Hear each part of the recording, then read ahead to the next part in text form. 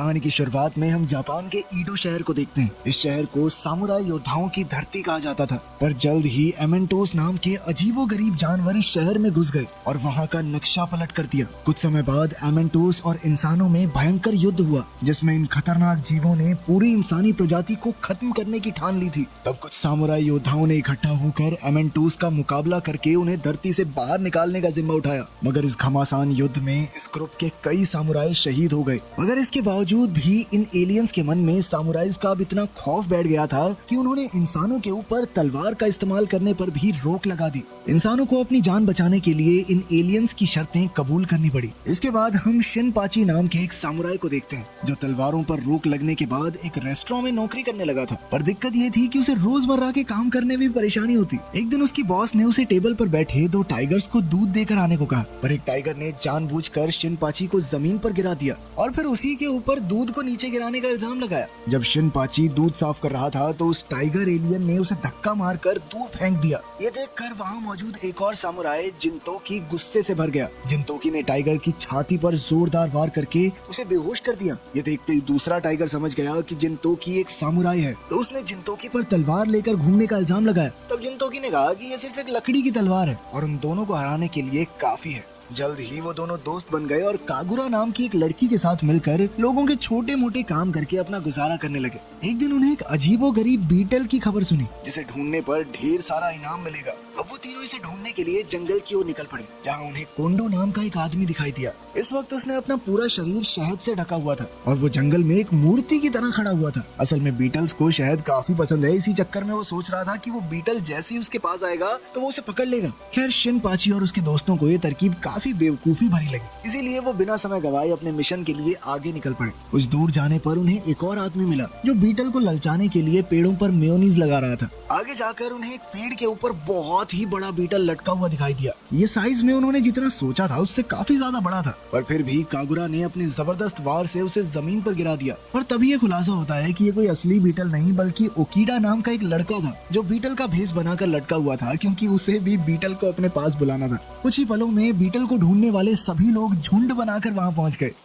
जल्द ही सबके बीच बहस छिड़ गई कि सबसे पहले बीटल को कौन पकड़ेगा। तभी अचानक वो गोल्डन कलर का बीटल उड़ता हुआ वहां आ गया, तो शिनपाची और उसके दोस्त सबसे पहले उसके पीछे दौड़े। उसी पल बाकी लोग भी उसके पीछे लग गए और जल्द ही वो जंगलों से होते हुए गांव में आ पहुंचे। तभी कोंडो की नजर टाई नाम की एक लड़की पर पड़ी, जिसके प्यार में वो बिल्कुल पागल था और इसीलिए वो अचानक से उसके पीछे भागने लगा। टाई दिखती तो बहुत मासूम थी, मगर असल में वो बहुत गुस्से वाली थी। जैसे ही कोंडो उसके करीब आया तो टाई ने बेसबॉल बैट से वार करके उसे दूर फेंक दिया। इसके बाद हम कोडूरो नाम के एक लड़के को देखते हैं। उसने युद्ध में उन सामुराइज का साथ भी दिया था। कोडूरो उस समय एलिजाबेथ नाम के अपने बड़े से पक्षी के साथ था कि उसकी नजर अपने पुराने दोस्त जिनतोकी पर पड़ी। उसने देखा कि जिनतोकी के पीछे कई आदमियों का झुंड लगा हुआ है। वो समझ गया कि जिनतोकी मुसीबत में है, तो उसने बीच में आकर उन लोगों की हड्डी वसली एक कर दी। उन सब ने अपने अपने हथियार निकाल लिए और जल्द ही भयंकर लड़ाई शुरू हो गई। कोडूरो पर उन सब ने मिलकर हमला किया, मगर कोडूरो ने अकेले ही उन सबको धूल चटा दी। इधर कोडूरो बीटल ढूंढने वाले बाकी सब लोगों को पीट रहा था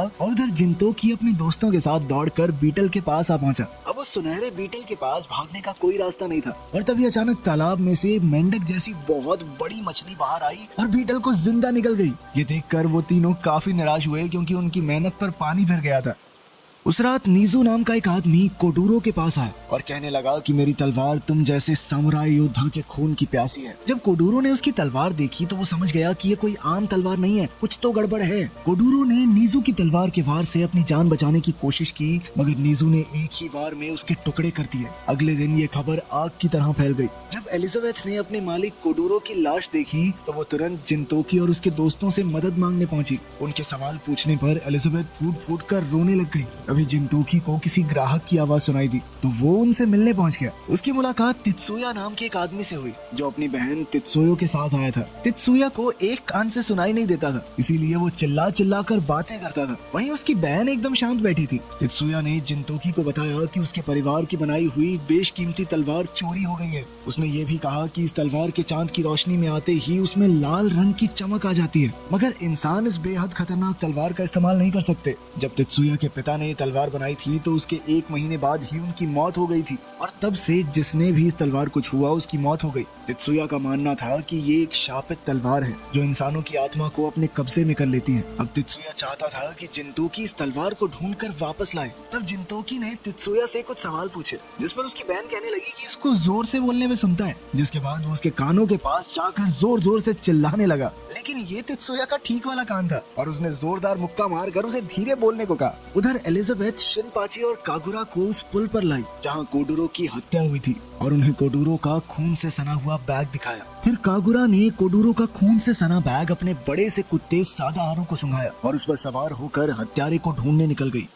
उधर जिनतोकी तात्सुया से मिलने के बाद ओकीडा से मिला। ओकीडा ने उसे तलवारबाज के बारे में बताया जो शहर के लोगों की जान ले रहा है। उसने बताया कि उसकी तलवार में एक लाल चमक है और ये सुनते ही जिनतोकी समझ गया कि ये वही तलवार है जो तात्सुया के यहाँ से चोरी हुई थी। इधर शिनपाची और एलिजाबेथ अपनी खोज में जुटे हुए थे कि अचानक से एक गाँव वाला उनके सामने आया। उसे शिनपाची और एलिजाबेथ के इरादे ठीक नहीं लगे, इसीलिए उसने उन्हें यहाँ से चले जाने को कहा। लेकिन उसी पल नीजू ने वहाँ आकर अपनी तलवार से उस आदमी के टुकड़े टुकड़े कर दिए। तब एलिजाबेथ ने शिनपाची को बचाने की कोशिश की मगर नीजू ने उसे भी मौत के घाट उतार दिया। अब नीजू शिनपाची की जान भी लेने वाला था मगर ऐन वक्त पर जिनतोकी वहां पहुंचा और नीजू के हाथों से तलवार छीन ली। तब जिनतोकी को पता चला कि नीजू ने ही उसके दोस्त कोडुरो को भी मारा था। उसी समय दोनों में एक घमासान युद्ध शुरू हो गया। तब नीजू ने अपनी तलवार की शक्ति से जिनतोकी की जान लेने की कोशिश की मगर जिनतोकी ने अपनी लकड़ी की तलवार से ही अपना बचाव कर लिया। लेकिन इसी चक्कर में वो पुल से नीचे गिर गया पर फिर भी जिनतोकी ने हार नहीं मानी। वो लड़ता रहा पर अंत में नीजू ने वो शापित तलवार उसके पेट में घोंप दी।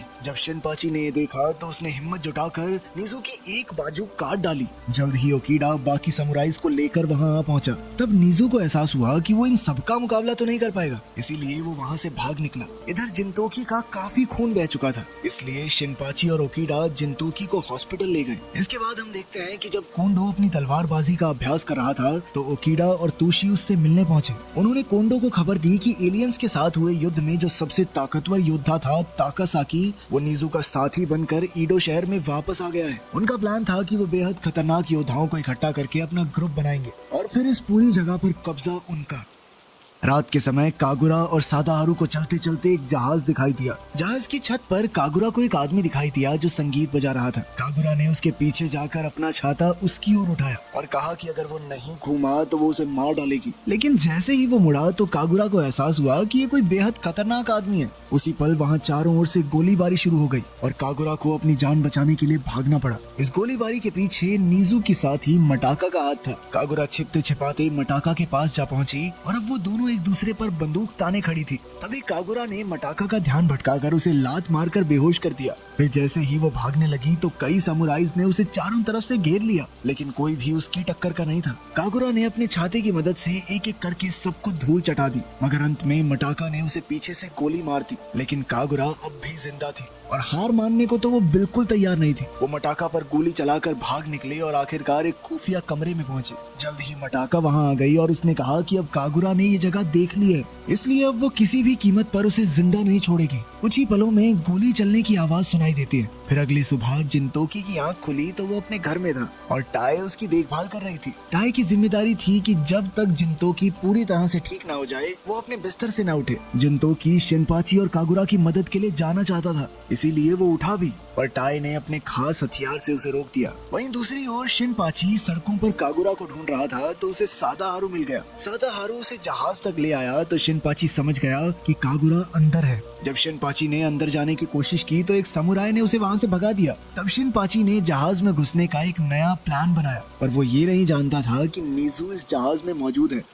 जहाज के अंदर मटाका नीजू से कह रही थी कि अब तो तुम्हारा हाथ कट गया। तो नीजू ने गुस्से में आकर उस खास तलवार की शक्तियों की मदद से मटाका को जकड़ लिया। कुछ देर बाद उसने मटाका को छोड़ दिया और कहा कि अपनी एक बाजू खोने के बाद भी वही सबसे ताकतवर है। उधर जिनतोकी के घर की घंटी बजी तो टाई ने दरवाजा खोला। दरवाजे पर तेत्सुको थी और उसकी आवाज सुनते ही जिनतोकी ने उसे अंदर आने को कहा और खुद घर से भागने की तैयारी करने लगा। पर तभी उसे कपड़ों में टाई का लिखा हुआ एक कागज मिला जिस पर लिखा था, लौटते हुए मेरा छाता छाता वापस जरूर ले आना। टाई पहले से ही जानती थी कि जिंतोकी बाहर जाने वाला है। अब जिंतोकी बाहर निकलकर सबसे पहले एक बूढ़े आदमी से मिला ताकि वो एक ताकतवर हथियार लेकर अपने दुश्मनों का मुकाबला करने जा सके। वो पहले ही बुरी तरह जख्मी था, इसीलिए अब उसे एक शक्तिशाली हथियार की जरूरत थी। तब बूढ़े आदमी ने उसे एक बड़ा सा फल दिया और कहा कि इसे खाते ही तुम्हारा पूरा शरीर रबड़ का बन जाएगा। लेकिन जिंतोकी को ऐसी शक्ति में कोई दिलचस्पी नहीं थी। तब वो बूढ़ा आदमी कहने लगा कि हाँ तो ये फल भी नकली है। पागल बन गया, रबड़ का बन जाएगा। अब जिंतोकी के पास अपने दुश्मनों से जीतने के लिए कोई खास हथियार तो था नहीं, पर फिर भी वो तेत्सुको की मदद के लिए निकल पड़ा। दूसरी तरफ उस जहाज पर कागुरा को सूली पर चढ़ाया जा रहा था। मताका और ताकेशी ने उससे पूछताछ करने की कोशिश की, मगर कागुरा ने अपने दोस्तों के बारे में एक शब्द तक नहीं बोला, बल्कि उसने उन सब पर ढेर सारी उल्टी कर दी। तब मताका ने गुस्से से भरकर एक बार फिर से कागुरा को गोली मारने के लिए बंदूक उठा ली, लेकिन ऐन वक्त पर शिनपाची वहाँ आ पहुंचा और उसने कहा कि वो कागुरा की जान बचा लेगा। जब मताका ने पूछा कि उसके साथी कहाँ हैं, तो शिनपाची ने कहा कि वो अकेला ही आया है। मताका अब उसे बुरी तरह पीटने के लिए आगे बढ़ी और उसी समय अचानक जहाज पर समुद्री डाकुओं ने हमला कर दिया और सभी लोग उनका मुकाबला करने में जुट गए। इसी मौके का फायदा उठाकर शिनपाची ने कागुरा को रिहा किया और फिर वो दोनों मिलकर कोडूरो की खोज में निकल पड़े। इधर शिनसुनगुमी के आदमी जहाज में घुस आए थे और उनका कैप्टन ओकिडा और तोशी के साथ बाहर ही रहा। कैप्टन ने कहा कि जब तक वो तीनों साथ हैं वो मरने से नहीं डरता। अब वो जहाज में घुसने के लिए कूदा और सीधा समुद्र में जा गिरा। उसके साथी भी उसे बचाए बिना मिशन के लिए आगे बढ़ गए। कुछ ही समय में जिंतोकी तेत्सुको के साथ वहाँ पहुँचा। तेत्सुको ने जिंतोकी को एक तलवार दी जो उसने खुद बनाई थी ताकि जिंतोकी उस शापित तलवार का मुकाबला कर सके। अब उन्हें ये पता लगाना था कि वो जहाज तक कैसे पहुँचेंगे। उसी समय जिंतोकी जिस बूढ़े आदमी से मिला था वो वहाँ आ गया और उन्हें एक उड़ने वाला बोर्ड दिया। उधर जहाज में लगातार लड़ाई चल रही थी। वहीं नीजू ओकिडा और तुशी के सामने आ गया तो उन्होंने नीजू को गिरफ्तार करने की बात कही, क्योंकि उसने ईडो शहर के मासूम लोगों की जान लेकर आतंक फैला रखा था। ओकिडा ने अपनी बंदूका से उस पर वार किया, मगर नीजू ने अपनी तलवार से उसके बुलेट के 2 हिस्से कर दिए। तब ओकिडा और तुशी को एहसास हुआ कि ये कोई आम तलवार नहीं है। अब ओकिडा तुशी को वहाँ मरने के लिए छोड़कर तुरंत भाग गया। उधर जहाज में शिनपाची और कागुरा को एक लैब मिली जिसमें उसी शापित तलवार जैसी कई तलवारें रखी हुई थी। कुछ ही पलों में ताकासुगी वहाँ आ गया और उन्हें मारने के लिए दौड़ा। तभी ऐन वक्त पर एलिजाबेथ आई और अपनी चोंच से मशीन गन चलाकर ताकासुगी पर जबरदस्त हमला बोल दिया। ताकासुगी को फंसाकर उसने अपने दोस्तों को यहाँ से भाग जाने को कहा। तब ताकासुगी ने एलिजाबेथ का सर धड़ से अलग कर दिया और कोडूरो कॉस्ट्यूम से बाहर आ गया। उसे देखते ही ताकासुगी डरकर भाग निकला तो शिनपाची और कागुरा ने कोडूरो को उसका पीछा करने को कहा। वो दोनों खुद मटाका और ताकेशी का मुकाबला करने के लिए रुक गए। उधर तुशी नीजू का सामना कर रहा था। हालांकि वो दोनों जबरदस्त तरीके से लड़ रहे थे, मगर वो शापित तलवार के सामने ज्यादा देर तक टिक नहीं पाया। उसी समय जिंतोकी जहाज में आ पहुंचा और तुशी को ताकासुगी के पीछे जाने को कहा। अब जिंतोकी खुद नीजू का सामना करने के लिए आगे बढ़ा, पर पहले ही वार में नीजू ने जिंतोकी के जख्मों पर हमला किया, पर जिंतोकी ने साबित कर दिया कि उसके जख्म उसे रोक नहीं पाएंगे। कुछ ही देर में उसकी काबिलियत बढ़कर उस शापित तलवार के बराबर हो गई। अब उस तलवार ने नीजू के शरीर पर पूरी तरह कब्जा कर लिया था। इस घमासान मुकाबले के कुछ ही मिनट बाद जिंतोकी ने नीजू की बाजू पर खतरनाक वार किया, जिसके बाद वो अपनी तलवार उठाने लायक भी नहीं बचा था। इसका एहसास होते ही उस शापित तलवार ने नीजू को पूरी तरह से अपने वश में करके तारों जैसी बाजुएं निकाली और जिंतोकी पर हमला बोल दिया। उधर जहाज के अंदर शिनपाची जिंदगी में पहली बार अपने दुश्मन का सामना कर रहा था और ताकेशी ने उसके इसी डर का फायदा उठाने की कोशिश की। इधर मटाका भी कागुरा पर लगातार गोलियां चला रही थी, पर कागुरा हर बार गोली से बच निकलती। वो इतनी तेज थी कि हवा में ही गोलियों को पकड़ लेती। फिर उसने मटाका को जमीन पर पटक दिया और जैसे ही वो उसकी जान लेने वाली थी तो नीजू छत से नीचे गिर गया। अब उसने एक वहशी दरिंदे का रूप ले लिया था और जिंतोकी उसके चंगुल में फंसकर बेहोश पड़ा था। नीजू का अब अपने शरीर पर कोई कंट्रोल नहीं था और वो तलवार अब उससे अपने ही साथी ताकेशी पर हमला करवा रही थी। तब मटाका ने उस पर पलटवार किया, पर वो भी नीजू के हाथों मारी गई। अब नीजू का शरीर पूरी तरह से उस तलवार में समा चुका था। तब उसने अपने तारों से एक ब्लेड बनाया ताकि वो जिंतोकी की जान ले सके, पर उसी समय तेत्सुको ने भी अपनी बनाई हुई तलवार से उस पर हमला कर दिया। उसी समय कागुरा और शिनपाची ने नीजू को हराने में उसका साथ दिया, मगर नीजू ने फिर से आजाद होकर तेत्सुको पर हमला कर दिया। अपनी बहन की जान बचाने के लिए ऐन वक्त पर तेत्सुया सामने कूद गया और अपनी जान की बाजी लगा दी। इसी दौरान जिनतोकी को होश आया और उसने अपनी तलवार उठाकर उस शापित तलवार पर आखिरी हमला किया, मगर उसकी खुद की तलवार के 2 टुकड़े हो गए। लेकिन उसका वार इतना खतरनाक था कि नीजू के अंदर का वो वहशी दरिंदा मारा गया और उस शापित तलवार ने नीजू को आजाद कर दिया। आखिरकार तेत्सुको की बनाई तलवार से जख्मी होने के बाद नीजू की आत्मा को मोक्ष मिल गया और वो गुलाबी पंखुड़ियों की तरह हवा में उड़ गई। आखिरकार नीजू की मौत के बाद कोडूरो ने ताकासुगी को समझाया कि उसे ईडो को तबाह करने का इरादा छोड़ देना चाहिए, पर तभी अचानक से एक एलियन सुअर ने उसे पकड़ लिया। जल्द ही कई और अमांटोस भी जहाज पर आ पहुंचे। ओकिडा और तुशी जैसे ही जिनतोकी से मिले तो जिनतोकी ने उन्हें जल्द से जल्द अपने दोस्तों को लेकर जहाज से भाग निकलने को कहा। इसके बाद वो ताकासुगी को ढूंढने लगा तो वो ये देखकर हैरान रह गया कि जिस ताकासुगी ने एक समय पर अमांटोस के खिलाफ युद्ध में उसका साथ दिया था, आज वही अमांटोस के साथ जा मिला था। उसी समय अचानक एक जबरदस्त धमाका हुआ जिसका फायदा उठाकर कोडूरो ने खुद को एलियंस के चंगुल से छुड़ा लिया। तभी मटाका और ताकेशी को होश आया और वो अपने साथियों को बचाने आए, पर ताकासुगी ने उन्हें यहाँ से निकल जाने को कहा